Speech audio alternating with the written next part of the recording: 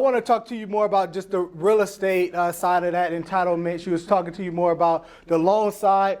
The VA loan is one of the most powerful products on the market, right? Because you, again, as she said, you can get into the VA loan, no money down, no closing costs. If you're 10% service connected, no funding fee added there. So literally, if you want the dream of home ownership, there's really no reason that you can't achieve that, right? So there's a lot of opportunities. We can kind of definitely work with you to achieve that goal of home ownership. So I'll talk to you a little bit about just the Las Vegas market, right? So when Raider Stadium was coming here, they was like, oh man, Vegas is about to turn into California, so expensive, right? Then we had that thing called COVID, and it kind of transitioned. So housing did get more expensive, but it's still relatively okay here in the Las Vegas market.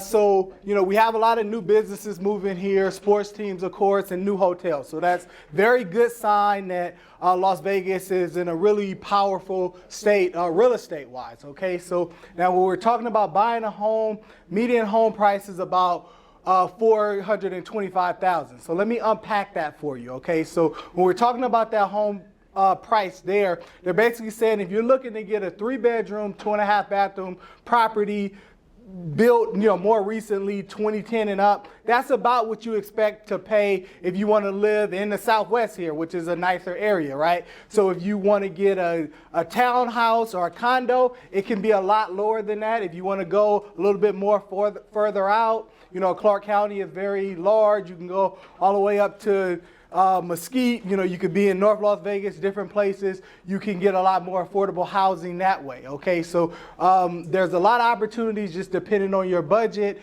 and the style of home that you're looking for. There's roughly about 4,000 homes on the market right now, and about 2,000 homes sell a month, right? So if you listen to the news right now, they'll tell you, no, don't buy a home, it's the worst time ever. And now let's think back to COVID,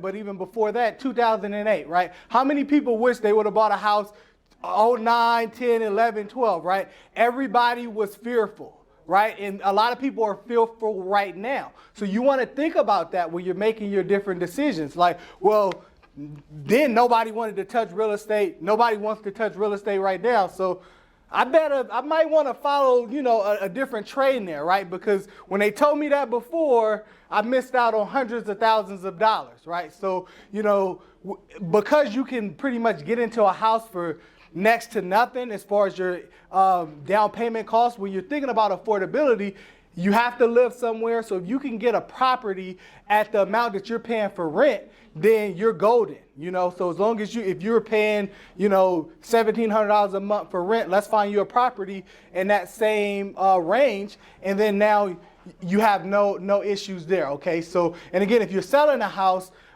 now could be a good time as well, because again, about 2,000 homes are selling per month. So that means, roughly about 50-something days on market to sell a home. So they sold us the American dream as far as home ownership, but also I want you guys to look at it as a wealth building tool, okay? Especially as a veteran, where you could utilize that VA loan more than one time. One of the things that I've done myself, I'm not a veteran, but if I was, it would be even better, right? Because I can get a house 0 down. But that resource can really be a wealth building tool. I was able to use the low down payment options of putting 3% and 5% down to purchase real estate. You guys could do that with 0%. Moving a house, like Rachel said, you're supposed to live in it a year and a day. You could convert that to a rental, get another property, and get another property and another property, and continue to do that. And by the time you move out of that first property, now rental rates went up. So now you're not only building equity in that property, but you're also making extra monthly compensation, right? That's going to be able to add to your monthly income. Okay, so definitely a lot of different benefits there. So you definitely want to consider that when you are purchasing a home.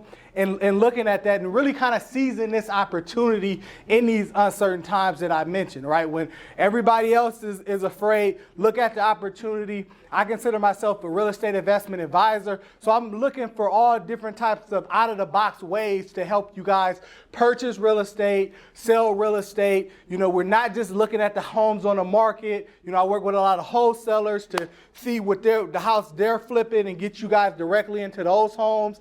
We're actually starting to flip homes for veterans ourselves, so buy rehab properties and put veteran into those homes, and also doing some initiatives with homeless veterans as well to get them into low-income properties and help them with get their benefits as well. Because, as Kenneth just mentioned a lot earlier, there's no reason for a veteran to be homeless if you have these different benefits and entitlements, right? So we're combining that part with also housing, and some of our more affluent veterans could come in on the investment side and invest into the real estate, and we could teach you guys how to do that so that you guys have different opportunities to help veterans and also help yourselves and just really build that ecosystem, okay, and seizing those different opportunities, which is going to be a wonderful thing here.